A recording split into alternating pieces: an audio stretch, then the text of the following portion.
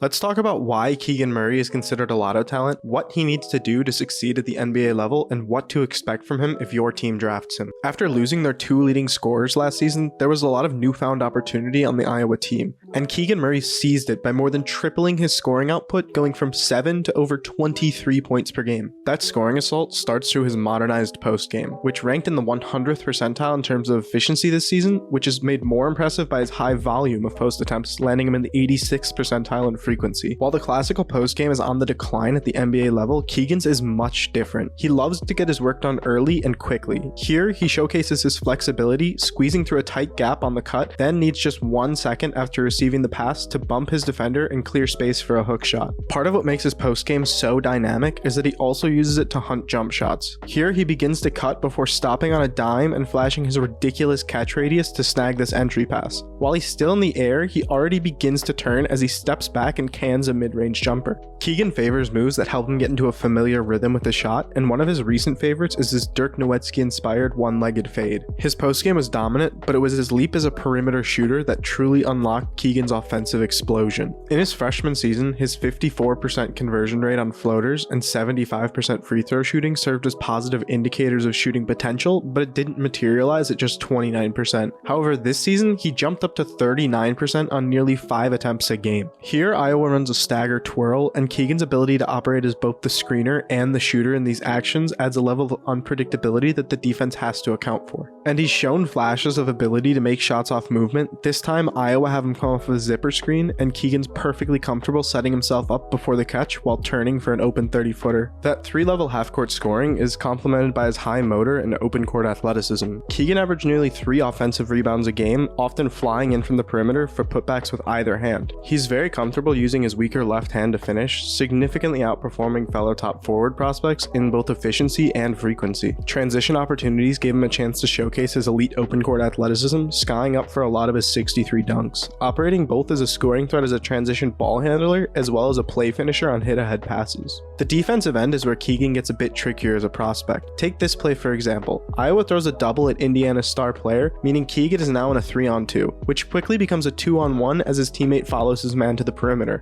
A pass is coming and Keegan has to decide between contesting the player at the basket and intercepting a possible kick to the corner. He ends up doing neither. He essentially floats between either option without committing to one and allows an easy layup.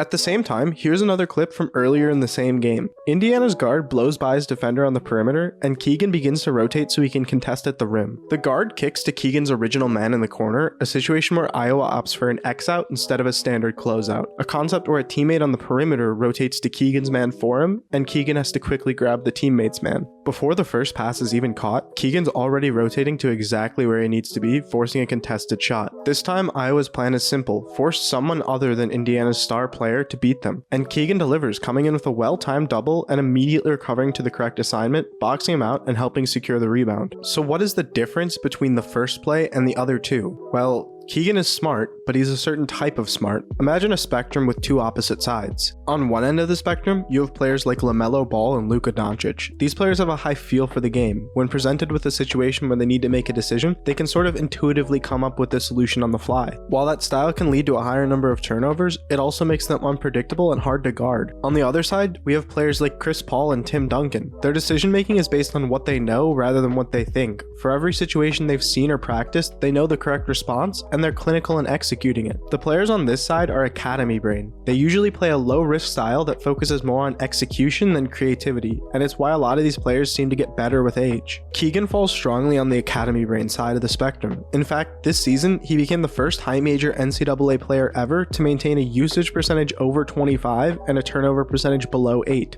The quality of Keegan's help defense is largely dependent on the structure of the system he's playing in, and getting him in the right system certainly has its rewards. His size and ability to track the ball allows him to bother finishers at the rim as a secondary rim protector. During his freshman season, he became just the 16th high major freshman to have both a block percentage above 7 and a steal percentage above 2, joining names like Anthony Davis, Joel Embiid, and Onyeka Okongwu. Keegan's best defensive trait comes when closing out. A lot of players can rapidly cover the ground needed, but most can't decelerate in an instant like Keegan. Add to that his ability to quickly flip his hips and his stellar defensive footwork on the perimeter, using shorter steps to allow him to stick with his man through changes of direction. With closeouts becoming more and more important in the drive and kick focused NBA environment, Keegan's ability helps differentiate himself from other prospects. His massive offensive workload this season definitely took a toll on his on-ball defense. Luckily, we can look back to last season where he was operating with less offensive burden. That year, he wasn't just an average defender, he was actually a pretty big positive. He's not quick enough to keep up with the fastest guards like Ayo Dosunmu here, and he's not big enough to play at the 5, but he's extremely fun to watch when he's guarding 2s, 3s, and 4s. Here, he showcases that choppy footwork, constantly readjusting to changes in direction to wall off Pacers guard Chris Duarte. This time, he sticks with his man through the wedge screen, then instantly switching on the second screen and blocking the shot at the rim. His inability to get under his man and really pressure their handle prevents him from being an elite defender, but his discipline to not bite on fakes like he showcases while sticking with this driver leads to him not giving up anything easy in isolation.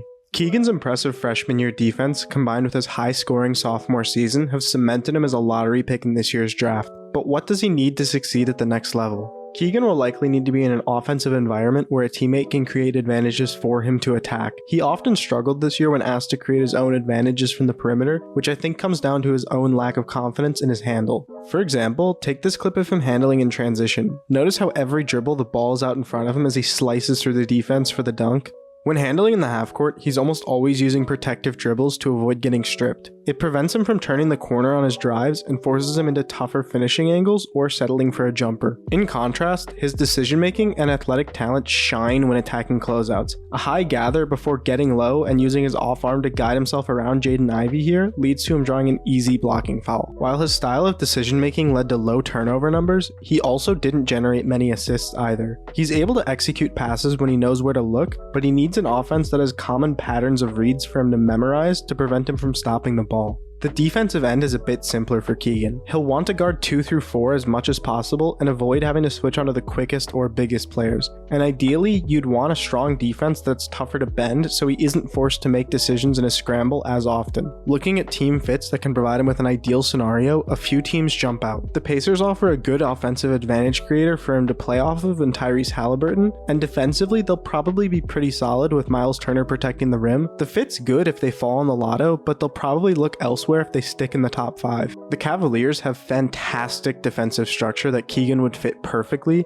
and the Darius Garland-Jared Allen pick and roll will create plenty of advantages for Keegan to attack. Unfortunately, Keegan will likely be off the board before their pick at 14. The Spurs have the defensive structure with a collection of plus perimeter defenders anchored by Jakob Poeltl at the rim, and offensively, not only does the Murray-Poeltl pick and roll create advantages, but Greg Popovich loves running actions to create open threes for wing shooters, which is why the Spurs are probably the best fit out there for Keegan. As for what to expect at the NBA level, a low-end outcome likely means he struggles to find consistency with his shot, and his defense looks more like it did in his worst second season on that end. At that point, he'd still probably be an alright bench scorer and below average defender, likely an end of the rotation player. A realistic medium outcome would see his shot translate well in the catch, but not off the dribble. Combined with his high percentage ambidextrous finishing, he'd be confidently an offensive positive as a play finisher. And on the defensive end, he won't be the best as a helper, but he will be very competent when defending 2 through 4, making him a solid NBA starter. In a high-end outcome, Keegan's team would look to get him the ball in the post, where he can quickly capitalize for easy scores, as well as him shooting the ball confidently from deep, including off movement. Defensively, he would still be very good defending 2 through 4, in addition to improved awareness over time as a help defender. Efficiently scoring on a high volume and positive defense in this outcome would probably see Keegan as a fringe all-star level player. Thanks for watching. If you enjoyed this video, YouTube thinks you'll like this one too. Special shoutouts to my friend Mike and Pau who helped me a lot while scouting Keegan. You can find their Twitters linked in the description below.